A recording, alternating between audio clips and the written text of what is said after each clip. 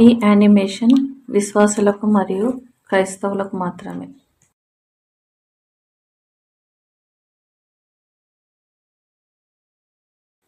దేవునిచే అభిషేకింపబడిన pastor Bob తన సంసారంలో కష్టాలను ఎదుర్కొంటున్న ఒక జంటను కలిశాడు. కౌన్సిలింగ్ మీటింగ్ ముందు పాస్టర్ దేవుని సహాయం కొరకు ప్రార్థించాడు. దేవా, వీరి సంసారంలోని కష్టాలను ఎదుర్కొని మాకు నీ సహాయం కావాలి. దయచేసి పరిశుద్ధాత్మను పంపండి. సంసారంలోని పరిస్థితులకు కావలసిన సమాధానాలను తెలుసుకొని విడిపోకుండా ఉండడానికి సహాయం చేయండి. యేసు నామములో వందనాలు. ఆమెన్. దేవుడు పరిశుద్ధాత్మకు తెలుపుతారు. దేవుడు మేరీని తన భర్తకు లోబడాలని, మేరీ దేవుడు నీ భర్త అయిన జేమ్స్కి లోబడాలని కోరుతున్నాడు.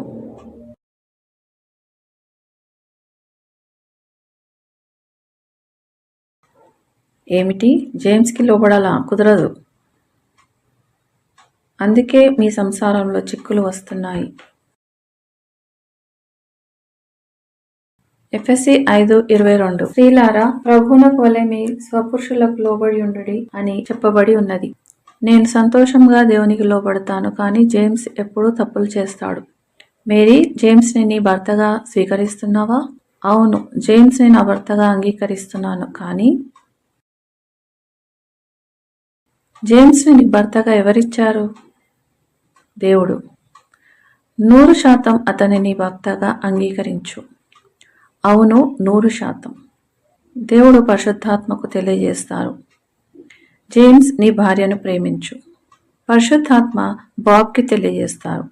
జేమ్స్, నీ భార్యను ప్రేమించాలని నేను కోరుకుంటున్నాను. జేమ్స్, దేవుడు నీకు ఏం చెప్తున్నాడో విను.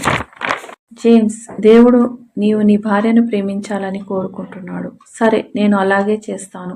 జేమ్స్, నన్ను నిజంగా ప్రేమిస్తున్నావా? అవును, నిన్ను ఎప్పుడూ ప్రేమిస్తున్నాను. నిజమా? నీవొకసారి మేరీ, నేను నిన్ను ప్రేమించట్లేదు అన్నావు.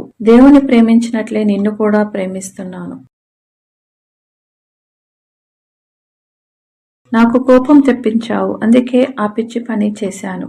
జేమ్స్, ఎఫెసీ 5:25లో ఇలాగూ రాయబడి ఉన్నది, పురుషులారా, మీరు మీ భార్యలను ప్రేమించుడి.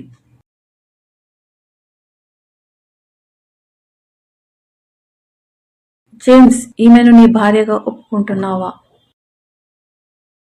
అవును, 100% మేరీని నా భార్యగా ఒప్పుకుంటున్నాను.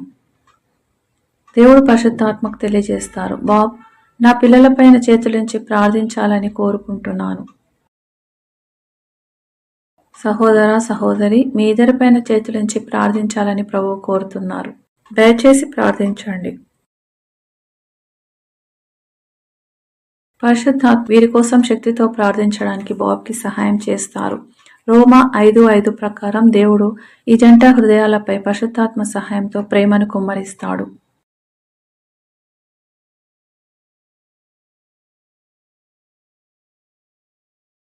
దేవుని రాజ్యం అంటే ఇలాగే ఉంటుంది.